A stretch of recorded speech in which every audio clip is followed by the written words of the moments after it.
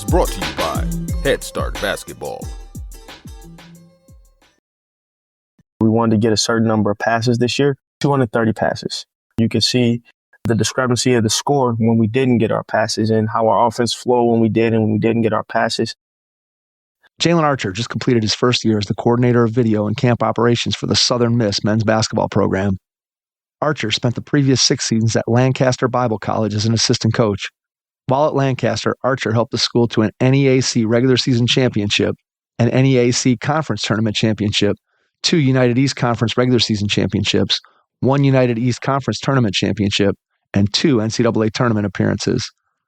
Archer played collegiate basketball at both Valley Forge and Lancaster Bible. His 4-year career included 114 games with 85 starts over 3 seasons at Valley Forge and 1 at Lancaster Bible. He was named NCCAA Mid-East Region Honorable Mention as a junior at Valley Forge. At Lancaster, Archer led the team in assists, steals, and three-point percentage as a senior. Hey, Hoopheads, score major savings in the ultimate off-season training solution during Dr. Dish Basketball's April Super Sale.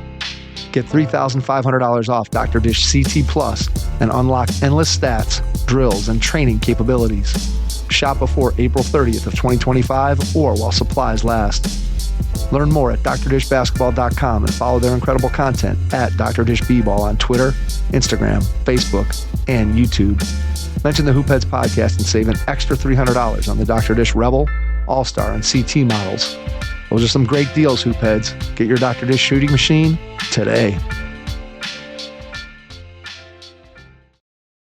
Hi, this is Chris Meadows, player development coach and author of the book I Am D1, and you are listening to the Hoopheads podcast. Coaches, Game Changer is making your game film more valuable than ever. New this season to Game Changer, Film Room allows team staff to analyze full game videos, add comments to specific moments, and quickly share feedback with other coaches, team members, or families. The #1 youth sports app automatically skips downtime in the game film, condensing event video into active play so you can focus on the moments that matter. The best part? It's completely free for coaches. Download Game Changer now on iOS or Android and take your coaching to the next level with Film Room on Game Changer. Game Changer. Stream, score, connect.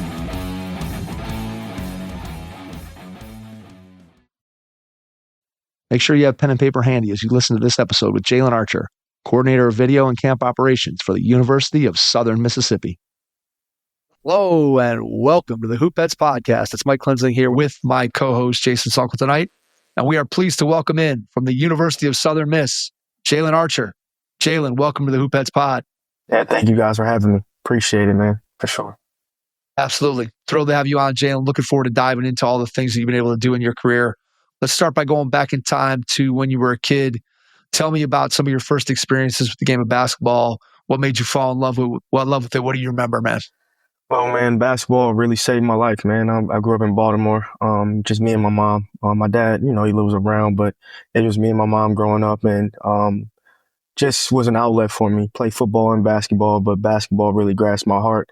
It was something that was a challenge for me. I grew up, I got cut my 9th and 10th grade year in high school, so had to work hard and get to where I wanted to get to.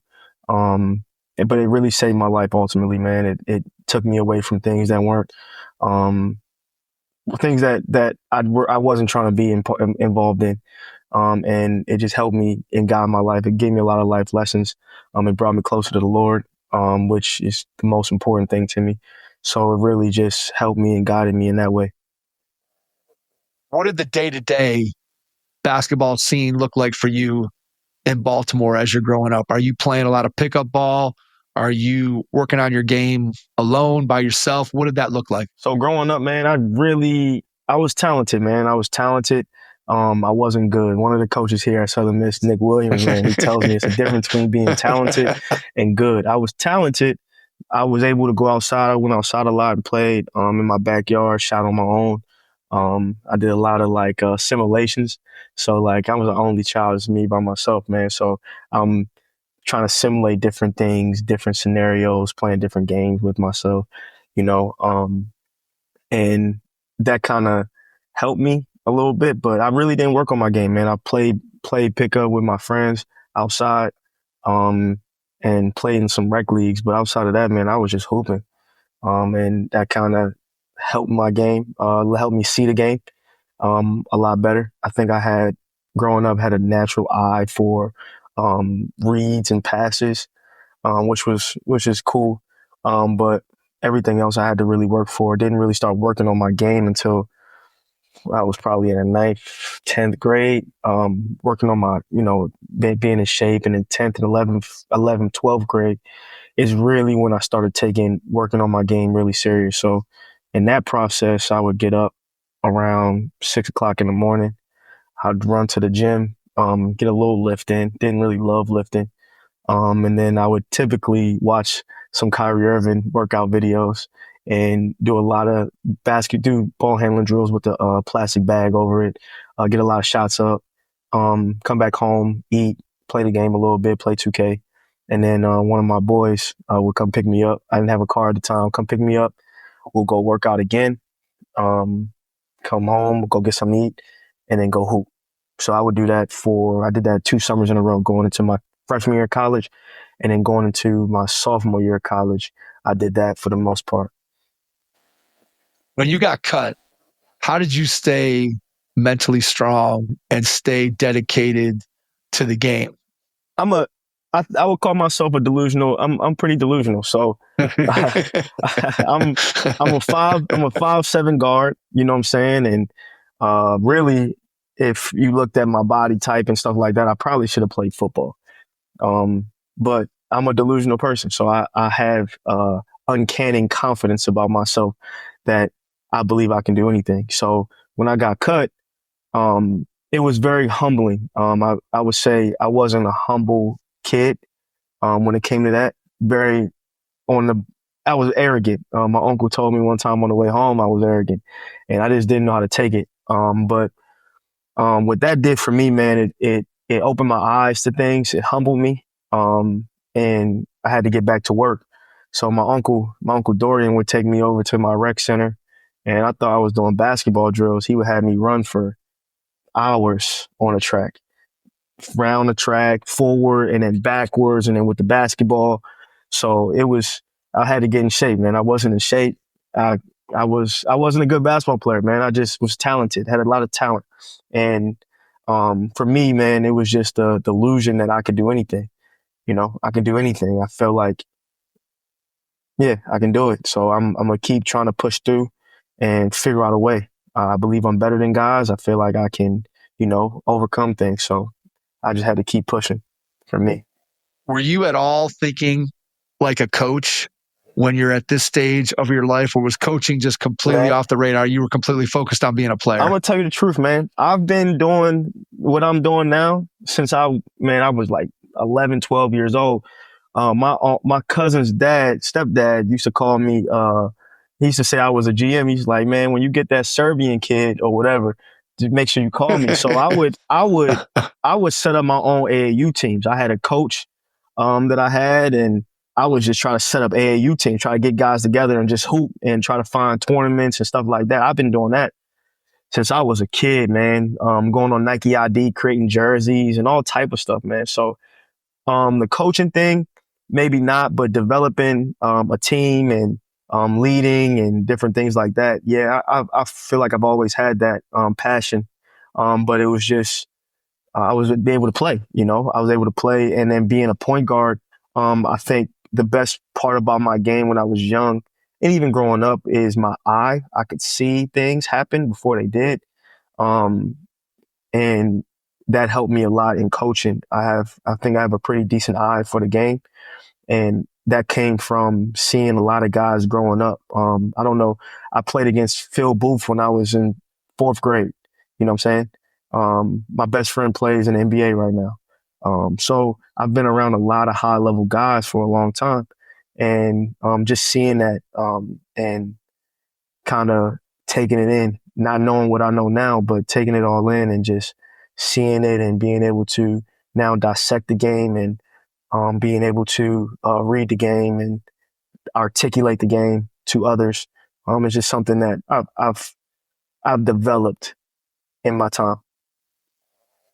So it sounds like coaching was there. You didn't necessarily equate it to coaching. You didn't necessarily think, hey, someday I'm going to grow up and be a coach, but it sounds like that coaching gene was probably always inside you there in some way, shape, or form, as you said, in terms of leadership and getting guys together and putting a team and understanding what it takes to make that happen. I think that's definitely one way when you think about what coaching is. A lot of times we tend to focus on just the X's and O's piece of it, but there's also that whole overarching, I got to be a leader, right? And I got to be somebody that can put together a group of people and get them all rowing the boat in the same direction. It kind of sounds like that's kind of where you were as a young player, even though maybe it didn't necessarily dawn on you that, hey, I'm going to get into coaching when I get older. But that piece of it was always there. Yes, sir. For sure. For sure. Tell me about your college decision. You go from a kid who doesn't make your high school team as a freshman and a sophomore to a guy who gets an opportunity to play college basketball. So just walk me through the steps of how that happened. Man, so, man, I give a lot of credit to my high school coach. Me and him he used to go back and forth, man, and it really just made me tougher. It made me a better player. But I really wasn't highly recruited in high school. It was sometimes where coaches would come to the gym and I wasn't there mentally. But during my senior year, I was in the process of going to prep school in New Jersey. And then just something didn't sit right with me, man. And my god brother was going to the University of Valley Forge at the time, was Valley Forge Christian College. And I don't know, just something was just tugging at my heart to, reach out to the head coach. I've always grew up, in a household. I grew up going to church and spiritually grounded. So it was something that was, familiar to me, but didn't know where it was going to take me in life. So during that process, going to prep school, it was, how prep school is. It's a lot of money. It's a lot of investment and different things like that. It didn't sit right. So I went up to the school, and again, this is just me being delusional. I went up to the school. I played, had a day, I just came off an injury, and I thought I played pretty well, but the head coach that I had, he called me. I was in Vegas Summer League. Might have been, I went there on a Friday, Saturday, and he called me back on maybe a Thursday. I was in Vegas watching Summer League, and he said he didn't have a roster spot for me. So again, delusional me. I said, it don't matter. I'm going to go anyway, and I'm going to take those guys' spots, and I'm going to push through. But week or two later, he called me. Somebody didn't take the spot, and he gave me a spot. So during that whole process, man, it was very tough for me. My family wasn't fully on board because, I was immature, man, very, very immature kid. I was a Baltimore kid, man, and I just, didn't take a lot of things serious, especially school. Not that I had bad grades, but I just didn't take things too serious. But this I did take serious, and I did feel a calling to go there. And it was a lot of back and forth with me and my family, but ultimately, man, the Lord provided. Crazy thing, like, didn't know how I was paying for school, Division III school, so didn't know how I was paying. I go into the office. My mom goes into the financial aid office. She comes back out, and everything's taken care of. Don't even know to this day, didn't ask how it was taken care of, but it was taken care of, and I was fortunate enough to go there, and I played there for 3 years, and had a pretty solid career there. Thinking about in terms of career-wise and academically, when you enrolled, where was your mindset? I wanted to win a national championship. I wanted to be player of the year, and I wanted to be a pro at the end of it. So all my goals were kind of lined up. I didn't really have anything else. It was really just basketball, man. I love winning. I want to win a national championship. The school I went to, we was in the Christian College conference. Played D3. We're D3, but in the same sub conference. So in that conference, my head coach has a lot of pedigree. Gets to the national tournament every year. Gets close to winning the national championship. So, and one of my big brothers, he actually played there, and my goal was to be better than him. like somebody that was a mentor to me. So I had to be better than him. Had no choice, man. Had no choice. So I had to go win a national championship. I had to go be player of the year or All-American. And after that, go play pro. Cause that's the only way I could figure out a way to pay these loans. Had no other plan, basketball, man. That's it.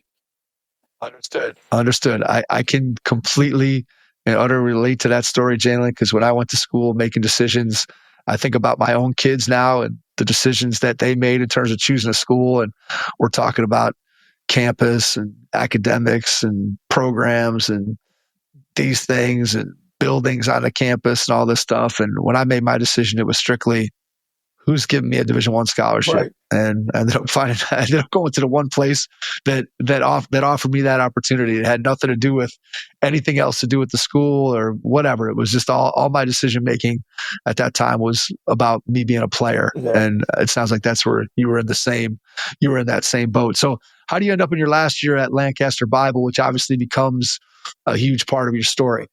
Man, so my head coach at the time, John Mack, who I ended up working for at LBC, which was cool. He got laid off in the middle of the year. It was a weird situation. Got laid off in the middle of the year. And at the end of my year, I didn't really get recruited too much in high school. So I wanted to, get recruited a little bit. So the portal wasn't a thing back then. I wish it was. It would have been nice. That would have been nice. But you had to do the traditional thing where you had to get some paper signed and you had to people had to find out that you're transferring and stuff like that. So LBC, man, it was a God thing, man. I can't like this whole thing is just the Lord, man. I can't take any credit for it. I went on a visit and I just felt it, like it was the community, how everybody was towards me and everything like that. And they wanted me. So it was good to feel wanted. Me and my head coach, Zach Fields, and we were close. And it was just love and everything kind of aligned. I was able to graduate on time. It's typically I had another semester, which was cool, nothing bad. Finances taken care of in some ways. It was a blessing, man. I got a chance to play with some really good, really talented guys, in a solid conference, so got a chance to win a championship and it was a blessing to be there for sure. Tell me about then the decision when you graduate to get into coaching. What does that process look like in terms of you coming to the realization that, hey, I want the game of basketball to still be an important part of my life. Coaching is the direction I want to go. Did you bat some other ideas around back and forth? Obviously, you said that you wanted to have an opportunity to maybe try to play professionally. So tell me about maybe the pursuit, if you tried to do that at all. Just what did it look like when you graduated?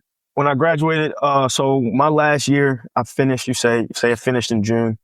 I went to Ohio for the summer, in Canton, Ohio with my boy Connor Huth. He does God's Court training. I went out there with him for 3 to 4 months, man. I was training, getting up in the morning, same routine, getting up in the morning, doing my lift. We was in the gym probably 3 or 4 times a day. It was insane. It was crazy how much we were in the gym. We would come home. We tried to, we tried to figure out a way to cook, but it wasn't in the cards, but really just in the gym a lot. And then come the next year, following year, my head coach, Zach Fields, took another opportunity. So, head coach Andrew Wingering came in, to LBC. And at the time, I still want to play. I'm working out when I go back to school. I'm working out a little bit, not as much as I was in the summer, but I worked out a lot. I got a lot of hours in. So, I'm prepared and I'm still preparing. And I had an opportunity. It wasn't nothing crazy. I had an opportunity to go, and it was in, I would say, September, mid to late September. And I had to make a decision. Well, my grandmother, helped me, put me through school. So what would I look like, going to do something else when I didn't finish my degree? And I felt like that was more important to me than going to play professional basketball at the time. And, it paid, it was good and bad, how everything kind of works. But it was a good thing for me. I got to finish my degree and then I get to start my career. As a student, I started as a student assistant. I coached a lot of guys that I played with. And it was a good experience. Got my first few opportunities to recruit. Failed a lot that year. I learned a lot that year. And it was just, it propelled me. It helped me a lot. Right away, when you started as that student assistant for that semester, that you were in the right spot? Did you know that right away? Yes. I mean, I knew I wasn't trying to do nothing else other than basketball. Like I knew it was where my mind is now and where I want to go now. I couldn't, and where I am now, I didn't think that was going to be the case. I was just kind of, for me, it's just kind of giving back to the game and staying around the game. If I wasn't going to play, I was going to coach. And if I wasn't going to coach, I want to be in somebody's front office. If I'm not going to be in front of somebody's front office, I work with kids. I just want to do something with the game at that time. And at that time, man, I'm 22, 21, 22 years old. Money wasn't, and I'm grateful that my mom instilled this in me. Money it's never been a huge thing for me where I got to go make a lot of money. I'll kind of always figure things out. So, not having a lot of money, still broke college kid doing these things and grinding. I still didn't have a car at the time, so I'm using other people's car to go recruit. Man, it was a grind, but I really appreciate it. I was recruiting kids I had no chance of getting a lot of times, and I had to understand the talent discrepancy between a Division II kid and a Division III kid, or a kid that's at JUCO. What is that going to look like next year when he's a freshman, when he can come back another year? And, so it was a lot of things I had to learn. But it was a good experience, man. It was a great experience. I wouldn't trade it for anything. It's funny that you talk about not being focused on the pursuit of money, right? Because I think any advice that you can give to somebody who's trying to break into, especially college coaching, right? You got to be willing to work for nothing or next to nothing to kind of get your foot in the door for sure. And if you're focused on thinking you're going to get a huge well-paying job as your first one, there's very, very few guys who are lucky enough to fall into that situation. Many more guys have the experience that you had where you're breaking in and you're a student assistant or you're a GA or you're making, you're a part-time or you're a volunteer, you're making nothing, you're living in somebody's basement on a couch. And there's so many guys that have those stories, as you well know, Jalen, right? Man, Mike, I've been through almost everything that you just said. I've been through almost all of it, man. Been through almost all of it, man. It's crazy. So it's just a blessing to be here. All right. For sure. All right. Tell me about what you were good at right from the beginning. What do you feel like that first year, what were your strengths as a coach? Relating. You feel me? I just finished playing. So every day I'm playing them guys one-on-one. I'm able to talk the game. Maybe I'm not seeing it as quick as I would if I was out there on the sideline, but really relating to the players and being able to be the bridge between the players and the coaches. I think that was my biggest thing at that time. And then skill development, putting people through workouts and different things like that. So those were my two biggest things. Where was the area you felt like you needed to grow the most, where maybe when you looked at coaching when you were a player and you were like, well, all right, man, here's some things that when I was playing, I didn't even realize that coaches had to do. Where was an area that you needed to grow a lot? The hierarchy of coaching, understanding that I have a boss and what he says is what it is, So me, I told you, man, I'm delusional. So I think sometimes I get out of, I was getting too ahead of myself in some ways. And I learned that quick that I can't do that. And a lot of times me and the head coach, we didn't get along sometimes, man. And I had to go back and apologize to him years later. But I had to develop that in myself where, all right, man, you're an assistant coach, you're not a player anymore. And then separating the player and the coach, being able to do that. And it was a lot, man. Playing with these guys and friends with these guys, and it was, it was tough. It was tough to really navigate through it, but got through it and learned a lot from it. During your time at Lancaster Bible, what would you say was the most enjoyable or fun part of being an assistant coach there? Winning a championship, man. We won a championship and beating NYU in the first round of the tournament. It was crazy. Coach K was there. My head coach, John Mack, his favorite coach and team is Duke and Coach K. So we were able to do that in front of that, in that environment, and how crazy that year was. That was the most rewarding thing for me, was winning that championship, just because of the process of the guys that we had. 3 or 4 years that we had to really, really build, man. It wasn't easy. We lost games. We lost championships. We went down to the NCCAAs and lost a regional championship, lost in the first round. We lost in the national championship. And the next year we had a group of guys that were mature enough to get it done. So that was a very rewarding year.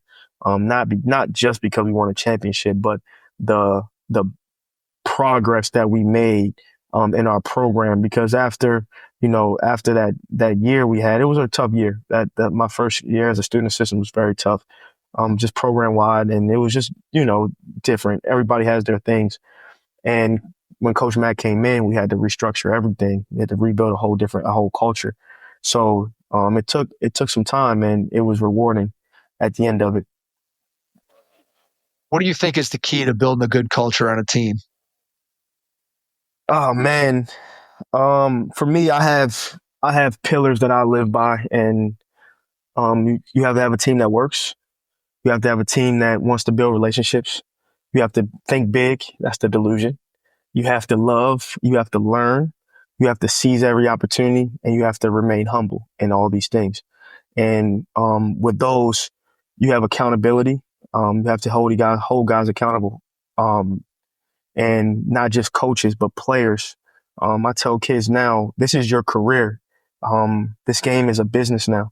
So you wanna, a lot of guys are doing this to provide for their family. You want to provide for your family. You got to hold that guy accountable, because if you don't hold that guy accountable, then he can disrupt what you want to do down the line. So just making sure we hold guys accountable, and you working hard. If you work, most things will take care of itself if you're putting in real work and doing those things. So that's what I would say is the biggest thing in building a culture. How do you think about building relationships between coaches, yourself, and the players? And then how do you think about helping to facilitate those player-to-player relationships? So sort of a two-part question in terms of how do the player-coach relationships get built, and then how do you help facilitate the player-player relationships? I think as a coach, you just have to care. You just have to care about the kid. A lot of these relationships you see, and some have to be this way because of how this business is, are very transactional relationships. For me, I want to have transformative relationships, transformational relationships, where I'm not just your coach, but you can come to me if you have anything. I want to be able to know what you have going on, because if I can reach you, I can teach you. In basketball, it's just a small sample of what this thing is that we're walking through right now in life.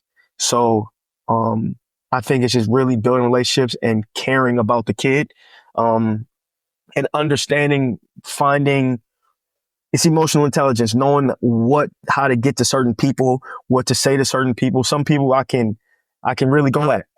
Some people I have to ease my way in and find a way to motivate them, learn them a little bit better, and stuff like that. But when it comes to player, I think you have to force it. Discipline. You have to be disciplined. And man, for me, I have started an AAU program, and my kids, they run. They run for anything. They can do anything. And I make them run miles. You can run down and backs, 22, 17s, all of it. And what that does is build a camaraderie within the team. And also having activities off the court, like we went paintballing and we went to escape room and competed against each other. It always makes something competitive. because that's how you kind of build that. One, you build some toughness, some dog, and also you build a camaraderie. Like, okay, I can go to war with this guy. If I can do this with this guy, I can go do that with this guy. And then you can kind of see the guys that can't do it, that'll wing their way out of that kind of culture. So really just forcing guys and putting the players in situations that they have to come together. You have no choice. You have no choice but to come together in this moment. If you're an individual, it's going to stand out. You're going to stick out like a sore thumb. So putting them in situations where they have to come together, going on retreats, doing things together, having different outings at different people's houses and stuff like that. So just trying to understand. I tell my kids all the time, like, this game, the season you just had, you probably 5 years from now, you probably won't remember you playing against the second team in the league, but you will remember the bus trips, the hotel conversations, the post game stuff, like something that was funny in the locker room. You'll remember those, but you won't remember you might not remember your game, your fifth game in your sophomore year, but you're going to remember your roommate. You're going to remember who was in your room on that road trip. So these things have to put things in perspective. You got to put things in perspective. And if you put things in perspective, everything else will take care of itself, especially if you're doing the right things and with your preparation. What you said right there just rings so true to me. And it also brings up something that I think about all the time. And look, I played a long, long, long time ago now, but the idea that in the moment, right, the most important thing to me as a player, and I'm sure you can probably relate to this, the most important thing to me in the moment when I was playing was my performance in a game and whether or not we won or lost that game. The things that you talked about, the conversations in the hotel, the bus rides, the relationships, in the moment, those things were not that important to me. Not that they weren't important, but you get what I'm saying. I was not focused on, like, hey, today in practice, I got to build a relationship with guy X, or when we're hanging out and we're roommates on this road trip, I got to make sure that I'm bonding with this guy. My focus entirely was on, we got to win this game. I have to play well. And yet, to your point, when I look back on my experience as a player, there's some games obviously that I remember, but the vast majority of games that I played as a high school and a college player, I have no recollection of those games whatsoever. But what I do remember is all the things that you described, right? I remember the funny moments on road trips. I remember the speeches that coaches made in the locker room. I remember hanging out with my friends on a road trip, hey, we're all getting together in a room to do whatever. And those are the things that you remember. But yet, in the moment, what you care about is your performance and the games. And so I think you make a great point in that you have to almost force, right, your team. You got to force feed them together, getting them to spend time together, getting them to interact with each other. And then as you do that, that's when you build the kind of cohesive team that you need in order to be able to win games ultimately, which is, again, what we all want to do as both coaches and as players, for sure. Tell me about the AAU stuff. How'd you get that started? If you were going to give advice to somebody who wanted to start their own AAU program, because there are obviously a ton of people out there that have done it. There's probably thousands more that want to do it. What's the key? How'd you have success doing that? Oh man, I have great parents. I have great parents. I have great kids, and I would say if you want to do it, gotta do it for the right reasons. A lot of times AAU right now is a money grab, like everything right now in basketball, to create revenue, generate revenue. But if you want to do it the right way. Develop the kid. It's not just about playing a bunch of tournaments. It's about developing. For me, again, I'm overkill. So I wanted to practice 4 times a week, 3 hours each practice. Don't miss my practices. Make sure you're on time to my practices, and parents are not allowed in my practices. But I had to dumb it down to 3 and still did 3 hours. sometimes I was in there for 4 days, but got what I wanted. But you got to really develop the kid and not just develop their basketball. You have to develop their character because there's so many kids out here. I tell my kids, we were in Lancaster, Pennsylvania. So if you ever been in Lancaster, Pennsylvania, you don't have a 6'7", 215 guy walking around. That's not the case at all. So you have, you probably can imagine what it is in Lancaster, Pennsylvania. So what is going to separate you? How are you going to be different from a kid that wants to get a scholarship somewhere else? You have to play hard. You have to play harder for longer, and you have to have great character. So that's really what we're in our program is called the Kingdom Select. And that's what we pride ourselves on is being different than other AAU programs. The development piece for us is huge. And this is a credit to the people I have around me and my kids and my parents. We developed a family. And I'm not around it anymore, but the people that I have that's running it right now is doing a great job, and the kids are, continue to work on their game, and parents are still buying in. And it's because of the family dynamic that we built, and that has nothing to do with me. That has everything to do with the dedication and the efforts of my parents and my kids. So we just really, really stay in the gym. In the summertime, we stay in the gym. Last summer we got a Vertimax. Somebody gifted us with a Vertimax, and we were in the gym all day. And when I was in Lancaster, I trained guys. I train high level guys.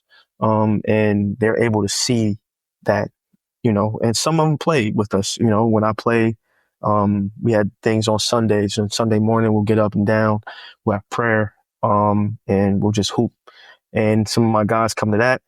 They get a chance to see us as coaches play, how we communicate, the reads that we make, how we advance the basketball, how we play defense, how we talk on defense, the little things that it's not really being taught in AAU because I have to win this tournament.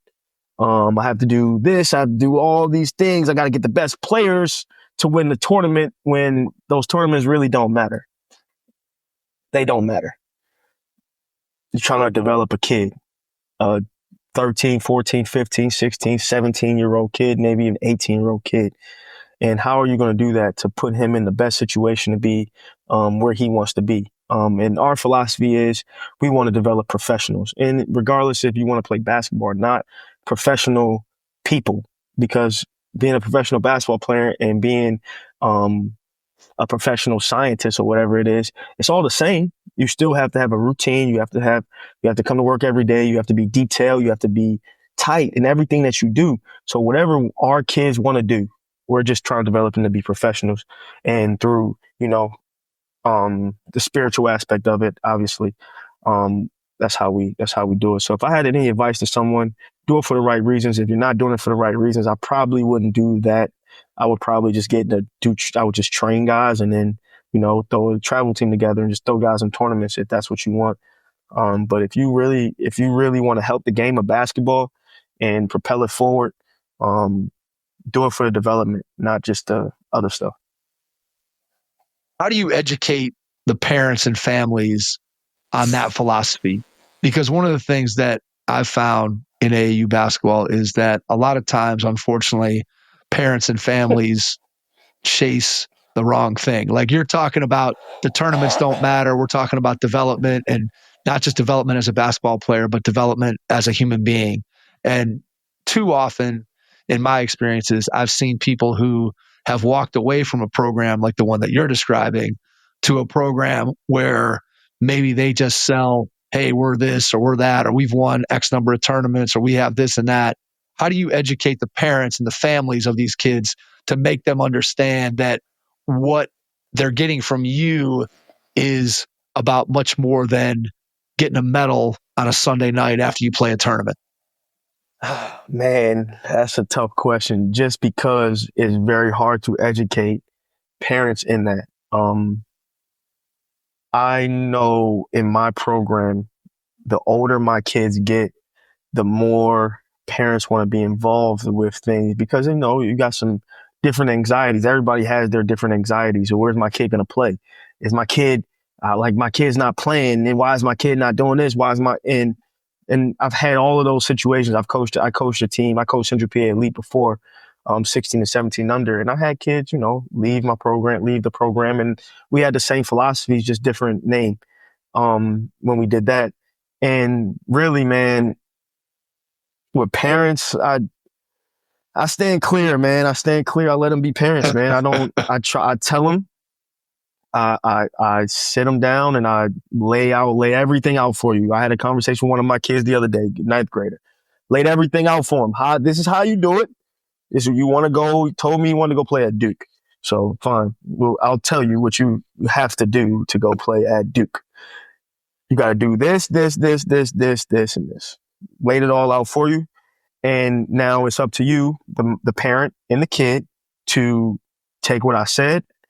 If, you want to have another opinion, that's fine. I don't have any pride and ego when it comes to that stuff. I'm doing it for you guys. I'm not getting paid for this, So I just try to help as much as I can with it, because I understand that now I'm starting to really understand over the last 2 or 3 years that parents going to be parents, man. And that's not my job to be someone's parent. I'm coaching them. And, so I lay it all out. Usually to start the year, we have a PowerPoint presentation and I lay out everything, our mission, our vision, our culture, everything that we're going to do, what the standards are, and what their kids are going to be doing, where tournaments we're going to play in at. And a lot of times when you do that, when you lay things out to people and you are detailed with what you're doing, people will buy in. Obviously, you have to know your stuff. Have different questions. And the one thing that I think I've done a lot better at, and people, challenge me on it, is delegating, giving people other responsibilities, letting people do things that I'm not very good at. And I think that helps it too. But really just laying things out for my parents and allowing them to take the information and however they want to react to the information I give them, that's off my hands. I gave you the information, do what you please with it. But this is how we're going to do things, and this is what your kid is going to be doing. So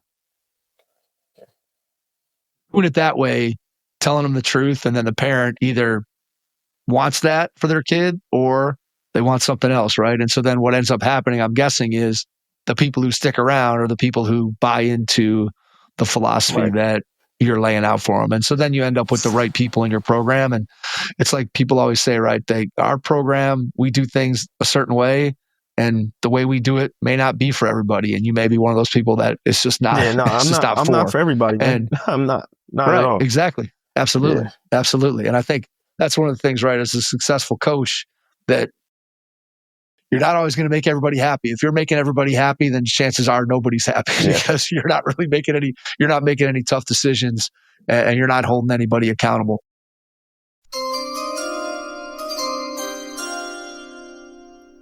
High school and middle school basketball program directors, listen closely. Coaches are expected to do far more than just coach. You know this. It doesn't matter if you're doing the coaching yourself or you have a full staff of coaches with you. You know very well that coaches handle scheduling, academic issues, parent communication, leadership development, and even mental health concerns for athletes. A lot to deal with. And when coaches are stretched too thin, it impacts the development of athletes, team morale, and the overall success of the program. There are several ways to prevent you or your coaches from feeling overwhelmed. However, I'll tell you one of our favorite ways to keep coaches firing on all cylinders, and that's athlete-driven accountability and organization. Instead of coaches constantly reminding players about assignments, grades, and practice schedules, the programs at Playmaker Planner put the responsibility back on the athletes. By tracking their own academics, goals, and commitments, student athletes become more self-sufficient, which of course allows the coach to focus on what they love doing most, coaching. Let's find out if the programs from Playmaker Planner can be a complement to what you're already doing. Visit playmakerplanner.com/stop-is-this-for-you to find out more.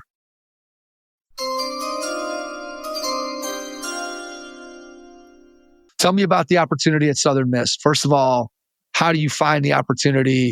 And then just walk me through the process of how you end up at Southern Miss. Mike, man, I'm going to keep saying it. It's not me, man. It's the Lord, man. I have nothing to do with nothing that's going on here in my life. I don't know how I got here.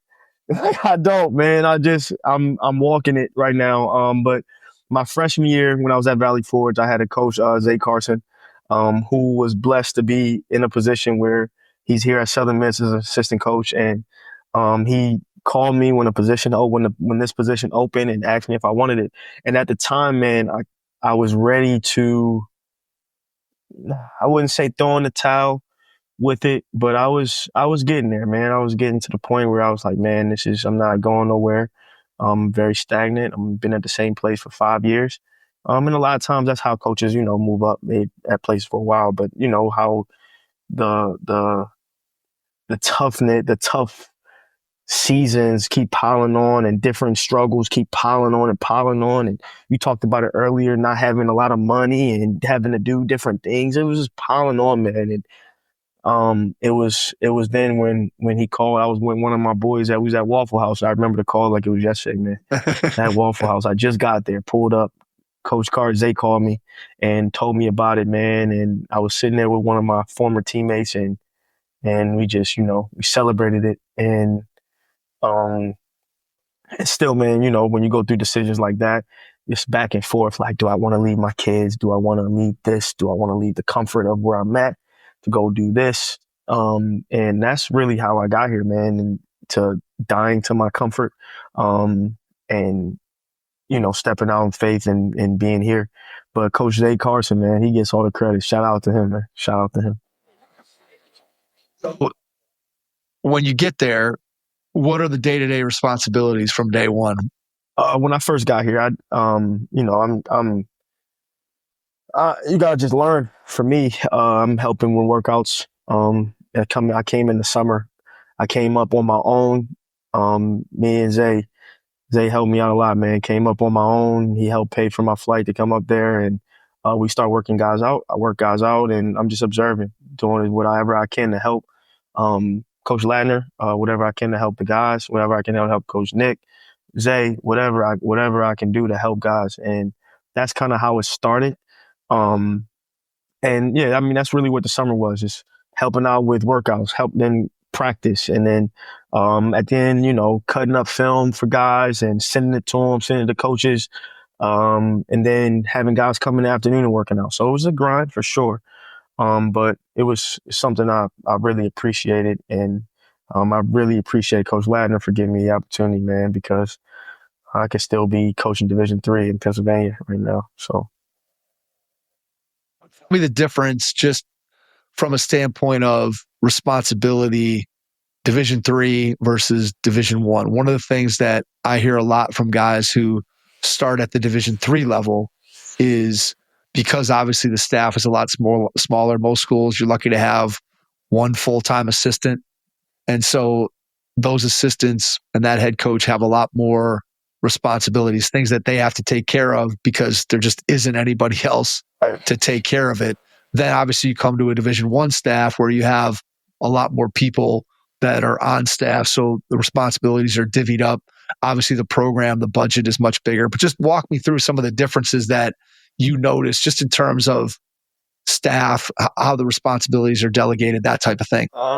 Division III is, we don't have a lot of staff. So it was Coach Mack, me, Hunter Gerber, who was another assistant, and our GA Jackson Witt. But here you have Coach Ladner, you had Coach Juan Cardona, you had Coach Nick Williams, you had Coach Jay Carson, and then me, and then you have 2 GAs. So your staff is a lot bigger. You have a lot more help, and a lot more experience, I would say, for the Division III staff. We had, Jackson just finished playing. Hunter, 2 or 3 years removed from playing. So, it's just a lot less. It's a lot more responsibility you have to do as a Division III coach. Like, I did every scout from when I was my first year as a GA until I left. Did almost everyone, and I had to. But at Division I level, we divvy them up. Different coaches do different scouts. So that's one That's one thing. It's more managers. We got one manager at LBC, and we have about 5 to 7 managers at Southern Miss. That's a lot of guys that help out. Yeah, it's a lot of differences, man, but it's all a grind when you look at it. It's all a grind. You still have a lot of things you have to do. At this level, you have higher level players who require higher level things. So you have to, accommodate the higher level players, in some ways, getting them places and different things on camp. And LBC, our gym is on campus so they can walk. We gotta do different things for guys. Sometimes guys don't have cars. We gotta go pick guys up. It's a grind. It's a grind for sure, but it's good though. I love what we do here with how we work. And our guys want to work. Our program is built off of that, and it's a grind for sure. And that's what we wanted to be. How good were you with the film and just the mechanics of being able to do the things that you do as a video coordinator coming in from Lancaster Bible, and just what did you then learn as a basketball mind from sitting there and watching and cutting up all the film, both of your own team and of opponents and all the things that you had to do? Because the number of guys that have talked to me about spending all that time in the film room, just the level of understanding of the game from an X's and O's standpoint, they all say, man, my knowledge in that area just skyrocketed from the time that I spent in the film room. So tell me first about how much experience you came into the job with, and then what you were able to gain from this past year, just being in the film room so much. So, Division III, we didn't have as many resources as we do. Like, we didn't really work with sports code. We just really worked with synergy. So this year had to learn sports code. We have Just Play. We didn't really work with that. I did all my scouts on Microsoft Word. So it was a learning curve for me. Early on, I had some things I had to work through. And we got them worked through. But in terms of just the knowledge of the game, it's good, man. It's good to have conversations with coaches in our offices, game planning and different things like that. So I had my hand in almost every scout again, which was cool, man, because I love the game. So just talking through how to guard, certain people, how to guard certain actions when certain people are coming off of them, and that stuff was pretty cool. And then just seeing the minds of different coaches, and not just in our league, man, like Chris Beard, man. Chris Beard he's one of them guys, man. I like how hard his team plays, the defense philosophy, the way they do things, how, they're so disciplined in everything they do. Troy was very disciplined in everything that they did. Scott Cross does a really, really good job over there. And there's a lot of coaches. I love how TJ at Texas State, how hard they play. So you get to see how a lot of coaches, what their things are. And for me, man, I'm a student, so I'm just this year, man, it was cool. I got to soak up everything. On my synergy, I have a lot of actions because, I had to clip those actions. So seeing different actions and understanding really where the direction the game is going, more so than, trying to get the knowledge, because really the game's going to evolve. The game is going to continue to evolve, and where's the game going? What are guys doing right now? Like this year, you see a lot of Spain. You see a lot of staggers. You see a lot of back screens. They call it the page action. You see a lot of horns. So you see a lot of different things. Everybody kind of runs this very similar stuff. But now, what coaches, what I'm watching is what coaches are demanding what. Some coaches allow their guys to just play free. You just got to play defense and rebound. Some coaches want their offense to be so, you're going to run it this way and, militant on offense. And then defensively, it's not, it's a little looser. Guys aren't in stances and different things like that. Guys don't box out and different things like that. So for me, man, it's just really soaking up that knowledge, and because I want to be a head coach. So I got to figure out, okay, this guy's doing this. You're trying to really scout the coach, really more so than the players, and understanding the philosophy of the coach and seeing how he does things and what they value and different things like that. So that's where my mind goes with it. And I appreciate all of it, man. And the learning was just, it was a good experience for me, for sure. about the idea of eventually wanting to be a head coach. I always think this is an interesting area to dive into with somebody who's currently an assistant coach and has never been a head coach before.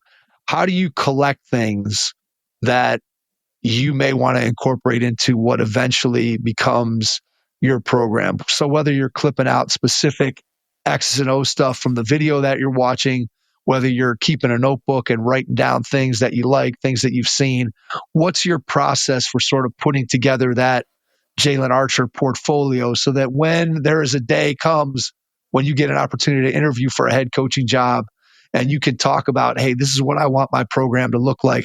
How are you starting to gather that material together and put it into a cohesive package that you can then, again, eventually use to sell yourself as a head coach candidate? So for me, man, I had this whole year, I take notes. I have my philosophies. I have everything that I kind of want now. You guys, this year, man, I really did it. I did a lot. I mean, and before, with the AAU program, I told you I don't run it like an AAU program. I run it like a college program because why would I run it like an AAU program if I don't want to be an AAU coach? I want to be a high level head coach. So I run my program like that. And now I have my mission, my vision, all the pillars that I have. And, now it's about, crafting it. Like this year, I'm crafting my mission. I recrafted my vision. I put together different philosophies like NIL philosophies. And with the NIL philosophies, you have to have some type of parameters when guys aren't doing the things that they're supposed to do as athletes. You have to have fines. You have to have different things like that. Offense philosophy. How do I want to play offense? I think the biggest thing, and we talked about it earlier, is your culture. How do you want your day-to-day look like when you're not on the court? And even when you are on the court, what does that look like? And what are you holding guys accountable to? That's the most important thing. The culture is the most important thing. You have to have that.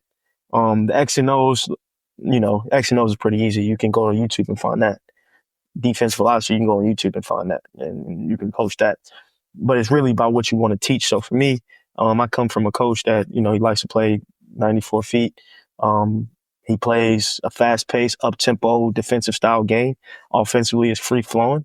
Coach John Mack at LBC, free-flowing.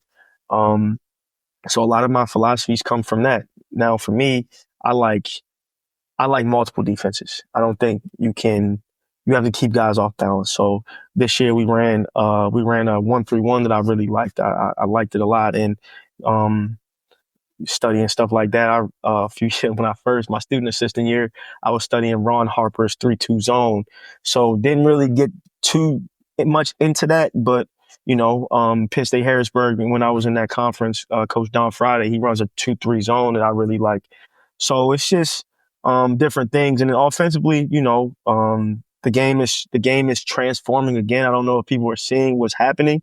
The high ball screen is still a thing, but now it's moving towards cuts and back screens and playing in transition. Like the guy I've been watching a lot lately now is the guy, what's his name? Tomas from the Grizzlies, the assistant from the Grizzlies. He was with Paris last year. How he kind of, uses cuts and different things like that. So the European game is actually the way the game is going. So for me, it's just now studying, okay, how do I want my motion offense to be? Because I think that's where I really want to play in more in the motion instead of, calling a bunch of sets. But I'm also seeing the value of having those different, 10 to 15, maybe 20 different things that you can get into, that you can just play in concepts out of. So for me, man, I just continue to write my notes. If I think about something, I might write it on my phone and then write it down in practice. Sometimes I'll, if coach says something I like and see something and something comes to my mind, I'll grab my pen, I'll write it down. So right now I'm just continuing to soak up information, just to be a sponge. That's what I learned at a young age. Be a sponge. My uncle told me that as a young, continue to be a sponge. And right now, just soaking up all the information I'm seeing and observing, writing them down, having my philosophies. Now what I have to do now is And this is what I'm telling you, the delegation part for me, man. I gotta now type it and put it all in a format like that, which I would prefer one of my friends to help me with. I asked them, and they not trying to help me with it, man. I was like, yo, I have all of it. Just all you gotta do is type it. You don't gotta go through anything, just type it for me. But eventually I have to do that and put it in a book format and then go from there. But I'm taking my notes, man. I'm just preparing for my opportunity, and whenever the Lord has the opportunity for me, I'm gonna be prepared for it. Preparing my staff mentally. I do all that stuff, man, every day, man. So recruiting philosophy is how my point guard is gonna be. I'm a combo, man.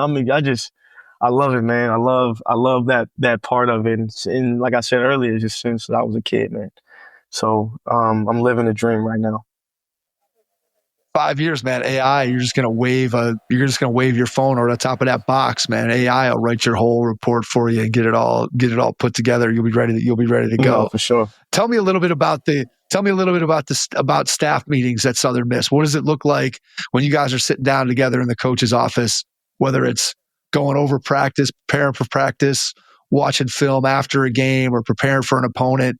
Just kind of take me inside what the coach's office looks like, what the conversations, how they flow, and kind of how Coach Ladner runs the staff. High-level conversations, man. Coach Ladner does a really good job of getting us all together and preparing us for what we're going to do in practice and in games. As a staff, assistants, we get together too. We talk all the time. We're super close, man. Me, Nick Williams, Zay Carson, we're super close, man. We talk all the time. I was just on the phone with Nick before I got on here, and we just talk basketball all day, man. We talk basketball all day. So we just, come together and do things like that. We just always want to find ways to be better. I'll even call them and mess with them sometimes, man. And they're my brothers, and, I appreciate everything that they've done. But we get together. We try to lay out what we want to do every day, and I try to attack it. Delegation work in terms of staff roles for you guys. Is there one guy in practice that's looking at the defense, one guy that's looking at the offense? Is everybody kind of coaching everything? How do you guys delegate what gets looked at by which staff member during practice? This year, Coach Juan Cardona did our offense, and then defensively, like we try to get after it. We try to all get after it, bring energy on that side of the floor. Coach Juan Cardona did a really good job. He incorporated a lot of my offensive stuff that I've learned this year came from him. A lot of pro stuff, a lot of pro style stuff, European things, playing out the staggers, playing in the 77 action. We ran a lot of different things this year, and it was good to learn. But defensively, Coach Nick Williams, he led that for us. He brought a lot of energy to it. He had a lot of great ideas, and it was great to learn from him. Ball screen coverages, our whole coaching staff, man. Like I was blessed to be around some intelligent dudes, man. Our season didn't go the way we wanted it to, but we had a lot of highly intelligent guys in our coaches' room. When you think about working with the high level of player that you have at Southern Miss, so you come from the Division III level, you come up to the Division I, you're working with individual players who those guys, just like you, right? Thinking back to when you were a player, like you had goals, you had dreams, you wanted to be able to maximize your skill level, your talent as a player. And yet your job as a coaching staff is to help those guys develop individually, right? So they can meet their individual goals, but also it's your job to put that together and make it a cohesive team. So when you think about the player development there at Southern Miss, what do you think that you guys do really well? What did you do well this year on the floor to help your guys develop individually, but then also be able to coalesce into a team that played together and played to win? Our guys off the court, they like to watch film. We had a lot of guys that really studied the game, I would say. And then in the mornings, we make sure our guys get up and we have skill development in the mornings. So for me, it's just really specifically working on things that they're doing, spots that they're at on the court. Especially for me, being watching so much I watch, knowing where guys' spots are, knowing how teams are guarding them, knowing the counters to those things, and just, doing things the same way every day, win or lose. Again, it was a tough year for us in terms of record. But our guys did get better. We have a lot of guys that's going to have a lot of pro opportunities. We got 2 guys overseas right now. And those guys, like I said, they like watching film. They like watching what they do and what they don't do. So I would say that was the biggest thing in terms of development. When you're cutting up film for whether it's the coaching staff or for an individual player, how much do you try to balance out showing guys, hey, here's something that you did incorrectly or something that you might have done differently that you can improve upon that you're looking at? And then how much do you show them, hey, here's what we were talking about and here's you executing what we talked about and doing it well?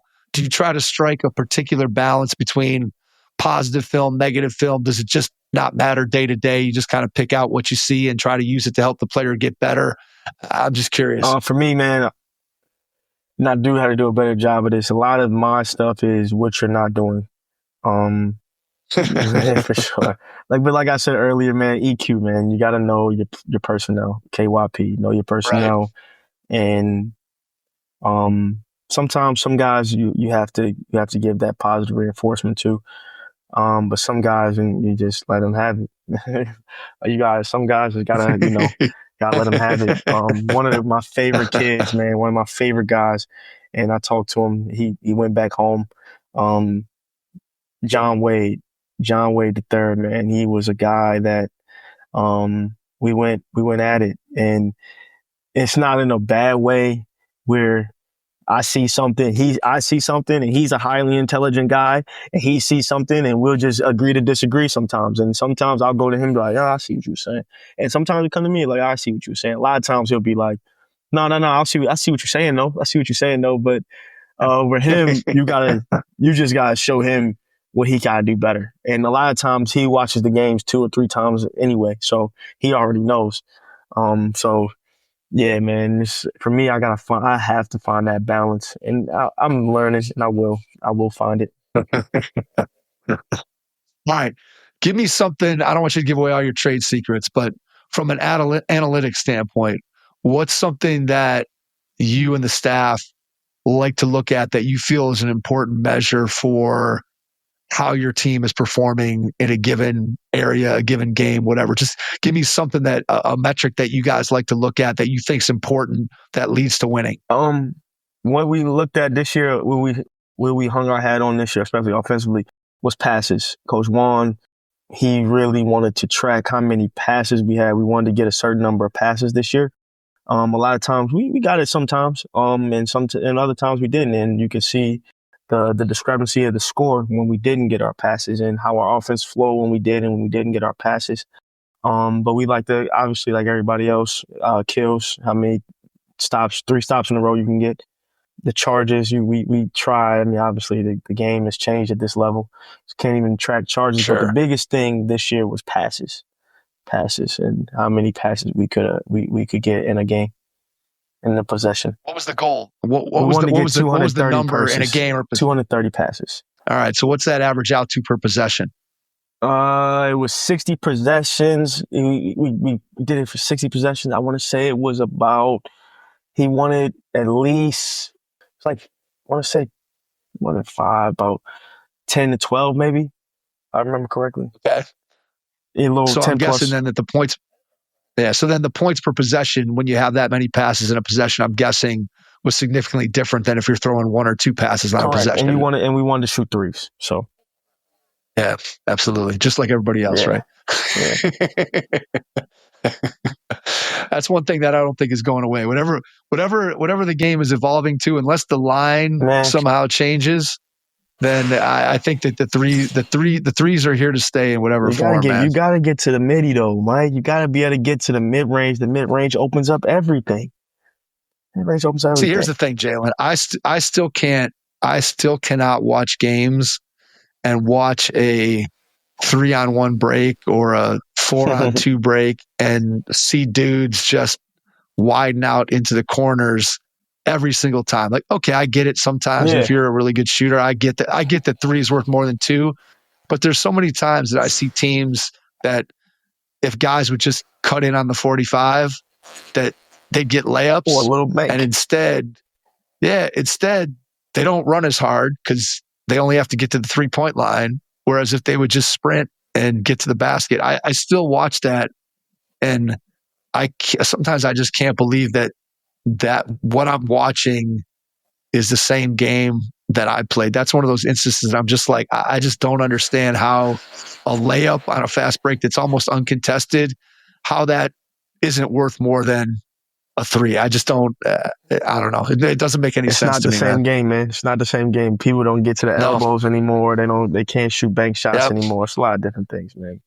That's a whole nother rabbit hole we can go down. But I don't even want to go there. Yeah, the game is definitely different. I say all the time, like, I don't think in a time I played, and again, I played a long, long time ago, so I don't know if my experience is even relevant in any way, shape, or form, but I don't think I ever took the ball to the rim and from the rim threw the ball back out to a player standing behind the 3-point line. And now you see that all the time.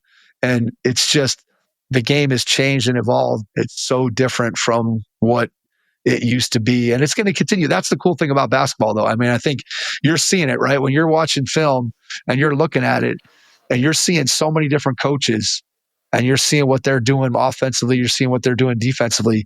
As you said, you can start to see those trends of things that, I'm starting to see a little bit more of this. And I'm starting to see not just one team, but maybe now there's 2 teams and somebody starts taking from somebody else. And the game just continues to evolve and change. And I think that's what makes it a great game. That's what makes it so interesting. That's what makes, like, doing what you're doing and just getting to sit and be able to dissect that film and look at what people are doing all over the country.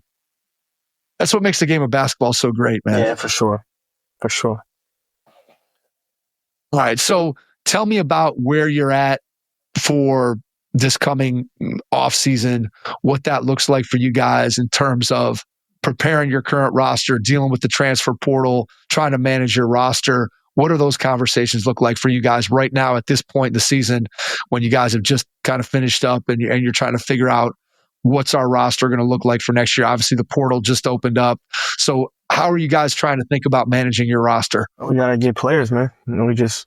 We just got back from Hutchinson, Kansas last night, man, or this morning. So gotta get players to grind, man. I'm on the phone all day, trying to find guys and helping our coaching staff with, film and finding guys myself and helping our coaches find guys. So we just gotta find guys that fit what we want to do and, win. We want to win. So we gotta get guys. That's it. I mean, that's it, man. The transfer portal is crazy, though. We got to talking to agents and handlers and all these things, man. It's a different game. A different game than Division III. But I'm starting to really like it a little bit. It's nice, cool. Yeah, it's definitely one of those things that's I think, when you look at the way that college basketball is different from 5 years ago, I don't think anybody 5 years ago could have even remotely thought that the game would be where it is right now. And I guess when I'm having these conversations, it's always easy, right, to spin sort of the negative and be nostalgic of, I wish it was the way that it was before and whatever. And you hear a lot of people talking negative about where the game is. But I do think that there are some positives. So what have you seen that you would say are some positive trends as a result of the portal and NIL? What are the good things? What are some things you like about it? What I like about it is that you can find kids that are traditional kids. And the conversation it's not as hard as I thought it was going to be to find those type of kids. Like you know who's who in terms of somebody who wants a bag and somebody who wants an opportunity. I talked to a kid the other day that just was like, man, like, and how I think about this whole portal thing and the money and everything is you have a kid, maybe a kid might be in our conference right now, our conference kid, whatever,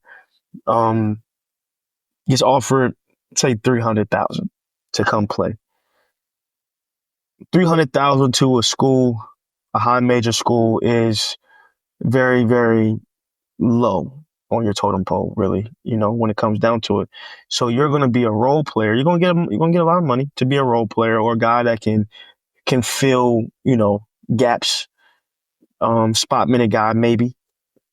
But what are you getting on the back end? And we want to, for me, I want to find the guys that want to get that money on the back end, where, again, we're developing pros. So in college, these college guys aren't really pros yet. And it's not that they aren't talented or skilled. It's their mind they don't have pro minds. They still kids. They still developing. You're giving a 19-year-old $500K. Like, if I was 19 with $500K, I would be going crazy. I went crazy at 19. So just finding those kids that want the money in the back end, where, all right, like, yeah, you'll probably get some money. Everybody's going to probably touch something, or most people touch some type of money. But what you're making right now, that's not even where you're going to get to when you come to play for us. We want to get you to double, triple, quadruple the money that you're making here. So those are guys I'm looking for, man. I'm looking for guys that want to quadruple their money when they leave here. That a discussion that you have collectively with the entire team in terms of the NIL situation within your locker room? Or is that something that's more kept between an individual player and the coaching staff? Or is it something that you discuss in terms of everybody as a whole group? I'm just curious, again, because I'm sure you have different guys making different amounts and so how do you navigate that as a staff? It's something I'm curious about. That's a tough one, because we don't really talk too much about it. We don't really talk too much about it, what guys make, and, Gotcha. and we don't do that within our locker room. We don't really do that too much. Our staff knows. Our staff and the individual knows what they're making, but it's individual. It's individual. Correct. Between coaches and individual. Correct. Got it. Which makes sense. All right, Jalen. Before we get out, I want to give you a 2-part question to wrap things up. Part 1: when you look ahead over the next year or two, what do you see as being your biggest challenge? And then the second part of the question, which I probably can already predict the answer, but the second part of the question is, what brings you the most joy? So your biggest challenge, and then your biggest joy in what you get to do day to day. The biggest challenge, man,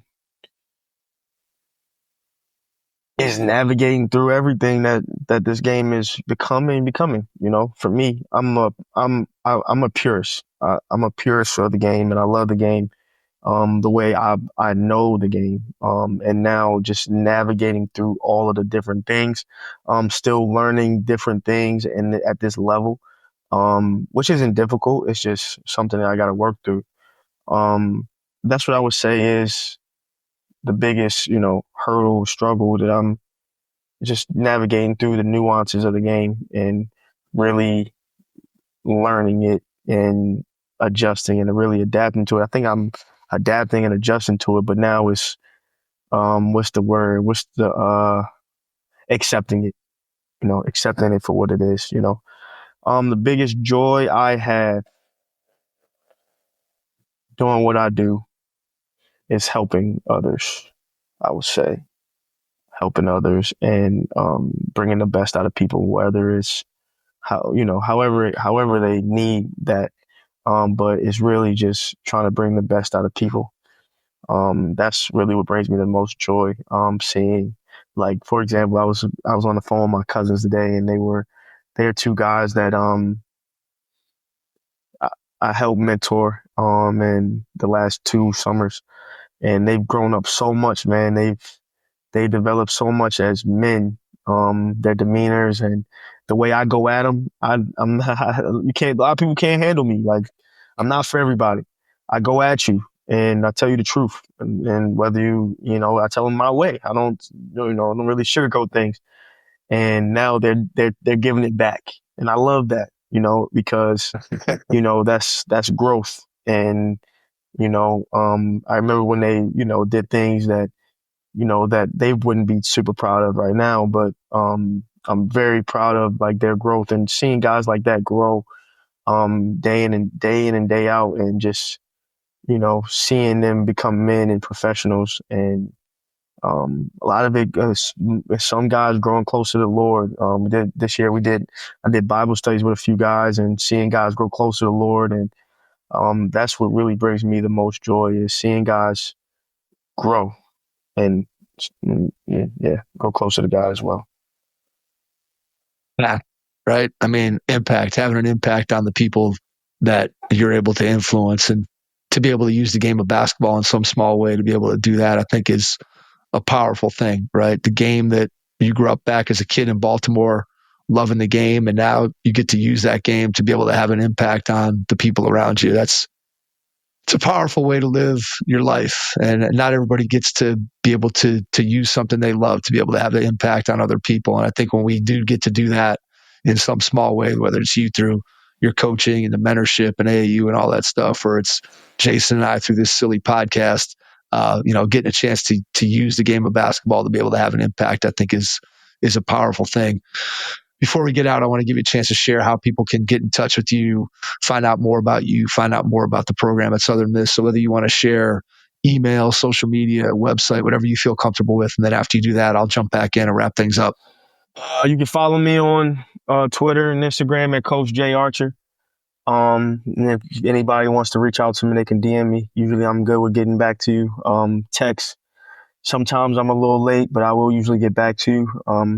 But that's the two main ways you can get in contact with me. And yeah, man, I appreciate you guys for having me and allowing me to share on this platform. It's a blessing. I appreciate you guys for sure. Thank you. Thank you, Jalen. Appreciate you taking the time out of your schedule tonight to jump on and join us.